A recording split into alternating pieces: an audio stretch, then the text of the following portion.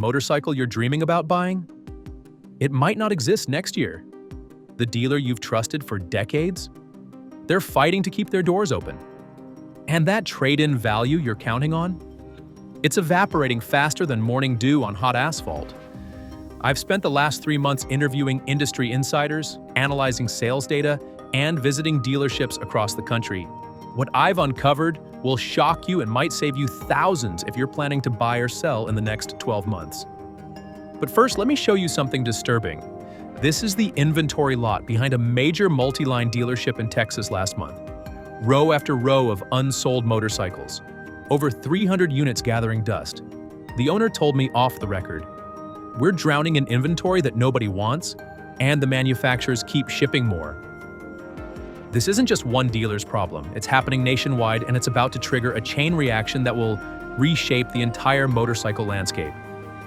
Let me explain exactly what's happening and why it matters to you. The perfect storm, 3 forces crushing the market. The motorcycle market collapse isn't happening because of one single factor. It's a perfect storm of 3 devastating forces hitting simultaneously, creating a crisis that industry veterans tell me is unprecedented. The first force is demographic reality. For decades, baby boomers have been the backbone of motorcycle sales, particularly in the cruiser and touring segments. But now, the youngest boomers are pushing 60, and the oldest are in their late 70s. The generation that fueled the great motorcycle boom is aging out of riding. One industry analyst I spoke with put it bluntly, "The customers who reliably bought a new $25,000 touring bike every 3 years are now buying trikes, or they're not riding at all. And there simply aren't enough younger riders stepping up to replace that purchasing power." The numbers tell the story. In 2010, the average age of a motorcycle owner was 46. Today, it's 50. For Harley-Davidson specifically, the average owner age has climbed to 54. This isn't a trend that can be reversed. It's demographic reality. The second force is economic pressure. Motorcycle prices have skyrocketed while real wages have stagnated. In 2000, a new Harley-Davidson Electra Glide had an MSRP around $16,000. Today's equivalent model costs over $30,000, nearly double. But median household income certainly hasn't doubled in that time. Add in rising interest rates that have pushed financing costs to levels not seen in decades, and suddenly that dream bike requires a monthly payment that many simply can't justify. A 7% interest rate on a $25,000 motorcycle over 60 months means a payment of around $500 per month, before insurance, maintenance, or gear. The third force is the most concerning and the least discussed. Manufacturers have been overproducing for years, flooding dealerships with inventory based on wildly optimistic sales projections. Now that reality is setting in, the market is facing an inventory glut that will force desperate measures. A former executive at one of the Japanese Big Four told me, "The production schedules were set years ago, based on post-pandemic growth that never materialized. Now we have warehouses full of motorcycles nobody's buying, and the dealers are screaming for relief." These 3 forces, demographic decline, economic pressure, and overproduction, aren't temporary challenges. They represent fundamental structural problems that can't be fixed with marketing campaigns or special financing offers. The industry is facing a reckoning. The warning signs nobody's talking about. If you're wondering why you haven't heard about this crisis, there's a simple explanation. Nobody in the industry wants to admit it's happening. Manufacturers, dealers, and media outlets all have a vested interest in maintaining the appearance of a healthy market. But the warning signs are there if you know where to look. First, look at the desperate discounting happening across brands. Harley-Davidson, a company that once prided itself on never discounting, is now offering rebates of up to $3,000 on certain models. Indian Motorcycle is advertising 0% financing for 72 months, essentially giving away the cost of money for 6 years just to move units. The Japanese manufacturers are even more aggressive. Kawasaki is offering rebates up to $4,500 on leftover models. Suzuki has slashed prices on its entire lineup. Honda and Yamaha are bundling thousands in free accessories with new bike purchases. These aren't normal seasonal promotions. They're panic moves by manufacturers trying to clear unprecedented inventory backlogs. Second, watch the dealer closures. In the last 6 months alone, over 40 motorcycle dealerships have shut their doors permanently across the United States. Many were long-established businesses that had survived previous downturns but couldn't weather this storm. A dealer in Pennsylvania who closed after 32 years told me, "The math just doesn't work anymore. The floor plan costs were killing us and the bikes weren't moving." When your best hope is breaking even, it's time to get out. Third, look at the used market where values are plummeting. Motorcycles that would have commanded premium prices just 2 years ago are now selling for 30 to 40% less, if they sell at all. The market is flooded with low-mileage used bikes, many from aging riders who've decided to hang up their helmets for good. But perhaps the most telling sign is what's happening with motorcycle loan delinquencies. According to industry data, the percentage of motorcycle loans that are 60-plus days delinquent has jumped 24% year over year. People aren't just choosing not to buy new motorcycles. Many can't afford the ones they already have. The brands most at risk. Not all motorcycle manufacturers will be equally affected by this market collapse. Some are more vulnerable than others based on their product mix, financial stability, and dependency on the aging boomer demographic. Harley-Davidson faces the greatest existential threat. Despite efforts to attract younger riders with models like the Sportster S and Pan America, the company still relies heavily on baby boomers buying premium touring models. As this customer base continues to age out of riding, Harley's core business is eroding. The numbers are alarming. Harley's U.S. retail sales have declined in 18 of the last 20 quarters. The company's stock has lost nearly 40% of its value since its post-pandemic peak. Most concerning, dealer inventory levels have ballooned to nearly twice their historical average. A former Harley dealer told me, "The motor company is shipping bikes that nobody ordered, forcing dealers to take them. It's a desperate move to keep the factories running, but it's killing the dealers. Some of my friends have touring models that have been sitting on the floor for over a year." Indian Motorcycle, despite its successful revival under Polaris ownership, faces similar demographic challenges. The brand has positioned itself as a premium alternative to Harley-Davidson, targeting essentially the same aging rider base. While Indian has built impressive motorcycles, they're fishing in the same shrinking pond. The Japanese manufacturers Honda, Yamaha, Kawasaki, and Suzuki are somewhat more insulated due to their diverse global markets and broader product ranges. However, their U.S. operations are suffering, particularly in the cruiser and sport touring segments. Multiple dealers have told me that Japanese cruisers are virtually unsellable in the current market. European brands like BMW, Triumph, and Ducati are in a stronger position, thanks to their appeal to higher-income riders who are less affected by economic pressures. However, even these premium brands are seeing inventory buildup and slower sales, particularly for their more expensive models. The most vulnerable segment is the American V-twin cruiser market, the very heart of American motorcycle culture. As this segment contracts, we're likely to see consolidation or bankruptcy, and even the disappearance of iconic brands that have been part of the American landscape for generations. What this means for you. If you're a motorcycle owner or prospective buyer, this market collapse creates both serious threats and unprecedented opportunities. Understanding what's coming will help you make smarter decisions about buying, selling, or holding onto your current ride. For current owners planning to sell, the threat is clear. Your motorcycle is likely worth significantly less than you think. Values are dropping monthly, and the trend will accelerate as desperate dealers slash new bike prices to move inventory. If you're counting on a specific trade-in value for your next purchase, you may be in for a shock. A finance manager at a multi-line dealership told me, "We're seeing people upside down on trades like never before.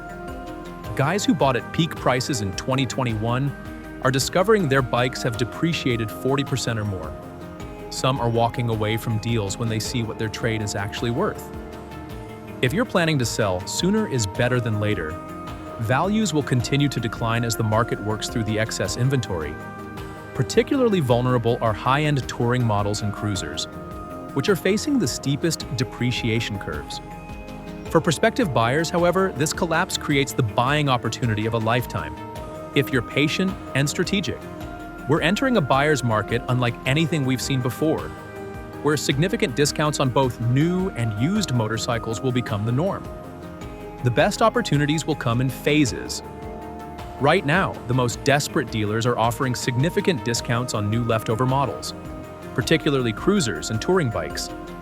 As the crisis deepens, these discounts will become more extreme and widespread. By late 2025, we're likely to see truly unprecedented deals as manufacturers and dealers become desperate to clear inventory at almost any cost. Discounts of 30 to 40% off MSRP will become possible on certain models, particularly from brands fighting for survival. The used market will offer even more dramatic opportunities. As dealers take in trades they can barely sell, their used inventory will be priced to move. Private sellers facing the same market reality will be forced to accept offers they would have rejected just a year ago. For riders who've dreamed of owning a premium motorcycle that was previously out of reach, the next 12 to 24 months will present a once-in-a-generation buying opportunity. The key is patience and willingness to negotiate aggressively. The dealership apocalypse. The most immediate and visible impact of this market collapse will be the widespread closure of motorcycle dealerships across the country. The dealer network, already under pressure from changing buying habits and thin margins, simply cannot sustain the current inventory glut and sales decline. The math is brutal.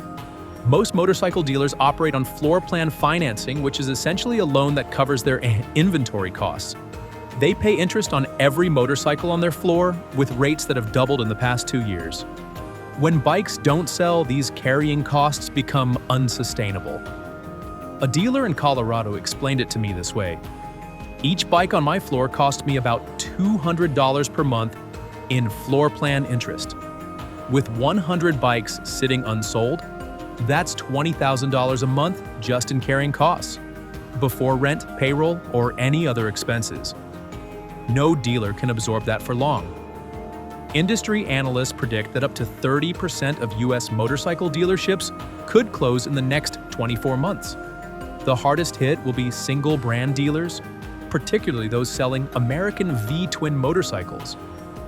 Multi-line dealers with diverse revenue streams from service, parts, and apparel will have better survival odds. This dealership apocalypse will create a cascade of problems for motorcycle owners. Warranty service, parts availability, and trade-in options will all be impacted as dealers disappear. Riders in smaller markets may find themselves having to travel hundreds of miles for authorized service. For the dealers that survive, the business model will fundamentally change. Many will shift focus to used motorcycles, service, and apparel, areas with better margins than new bike sales. The traditional model of massive showrooms filled with every available model and color will give way to smaller, more focused operations. How to navigate the collapse as a rider. If you're a motorcycle enthusiast wondering how to navigate this market collapse, here are my specific recommendations based on everything I've learned. If you're planning to sell your motorcycle, do it sooner rather than later. Values will continue to decline for at least the next 18 to 24 months, with cruisers and touring bikes facing the steepest depreciation. If you can hold off on selling until after the market stabilizes, that's ideal. But if you need to sell in the next 2 years, earlier is better. If you're looking to buy, patience will be rewarded. The deals available 12 months from now will be significantly better than what you'll find today. The sweet spot for buying will likely be late 2025 to early 2026, when the market approaches bottom and both dealers and private sellers are at their most desperate. For those who can't wait to buy, focus on models that dealers have had in inventory the longest. These aged units are costing dealers money every month in floor plan interest, creating motivation to accept offers they would have rejected in the past. Don't be afraid to make aggressive offers. 20 to 25% below asking price is entirely reasonable in the current environment. If you own a motorcycle you plan to keep, prioritize maintenance and preservation. As dealerships close, access to factory-trained technicians and OEM parts will become more challenging. Consider stocking up on critical maintenance items, especially for older or less common models that might face parts shortages. For riders loyal to specific brands, prepare for the possibility that your preferred manufacturer may not survive this collapse in its current form. Diversify your brand loyalty and familiarize yourself with alternatives that might meet your needs if your favorite brand disappears or dramatically changes its product lineup. Most importantly, don't make financial decisions based on emotional attachments to brands or models. The motorcycle industry has masterfully created emotional connections with riders. But in this collapsing market, cold financial logic must prevail. A motorcycle is ultimately a depreciating asset, and in the current environment, it's depreciating faster than ever. The new reality. When the dust settles and the market finally stabilizes, what will the new reality of motorcycling look like? Based on current trends and industry projections, here's my vision of the post-collapse landscape. The surviving manufacturers will offer fewer models with less variety, focusing on their most profitable and popular designs. Custom options and color choices will be more limited, with many available only through special order. The days of walking into a dealership and choosing from 20 different variations of the same model will be over. Dealerships will be fewer but better. The survivors will have more sustainable business models focused on service, community building, and creating exceptional customer experiences, rather than simply moving inventory. Many will operate smaller showrooms with just a few floor models, using digital tools to help customers visualize and order their perfect motorcycle. The average age of motorcyclists will finally begin to decrease, not because manufacturers have suddenly cracked the code on attracting younger riders, but because the oldest riders will age out of the activity entirely. This demographic shift will accelerate the move toward different types of motorcycles, lighter, more manageable, and more versatile machines rather than heavy cruisers and touring bikes. Perhaps most significantly, the culture of motorcycling will evolve. The tribalism that has long defined motorcycle culture, the rigid separation between cruiser riders, sport bike enthusiasts, adventure riders, and other niches will fade as the market contracts. Riders will increasingly identify simply as motorcyclists rather than as members of specific subcultures. A motorcycle journalist I spoke with put it this way: the future of motorcycling isn't about chrome or horsepower, or which brand you pledge allegiance to. It's about the fundamental joy of riding on two wheels. The manufacturers and riders who embrace that essential truth will be the ones who thrive in the new reality. What this all means. As we wrap up this analysis of the motorcycle market collapse, let me offer some final thoughts on what it all means both for the industry and for individual riders.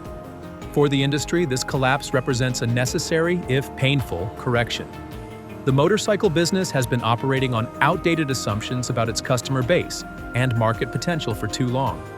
The manufacturers and dealers that survive will be those that adapt quickly to the new reality of a smaller, more focused market.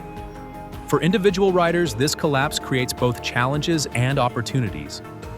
The challenges include declining resale values, reduced dealer support, and potential parts availability issues for certain brands. The opportunities include unprecedented deals on new and used motorcycles, and the chance to enter the sport at a lower cost than has been possible in decades. The most important thing to remember is that while the business of motorcycling is in crisis, the joy of motorcycling remains unchanged. The fundamental experience that attracts us to two wheels, the freedom, the connection to the environment, the focus required, the community it creates, none of that is diminished by market fluctuations. In fact, there's an argument to be made that motorcycling will return to its roots as the industry contracts. Less emphasis on status and consumption, more focus on the ride itself. Fewer 40,000 showpieces, more affordable machines that prioritize the experience over image. For those who love motorcycling for what it truly is, not as a lifestyle brand or status symbol, but as a uniquely rewarding way to experience the world, the future remains bright, even as the industry that supports it undergoes this painful transformation. So keep riding. Support your local dealers and independent shops if you value their continued existence. Be realistic about the financial aspects of motorcycle ownership in this new market reality. And remember that the value of motorcycling has never been about resale prices or model year updates. It's about the irreplaceable experience of the ride itself. If you found this analysis helpful, hit that like button and subscribe for more unfiltered truth about the motorcycle industry. In my next video, I'll be revealing the specific models that dealers are most desperate to move and how to negotiate the absolute best deals on them. You won't want to miss it. Until next time, keep the shiny side up and the rubber side down, and maybe keep your checkbook handy for the deals that are coming.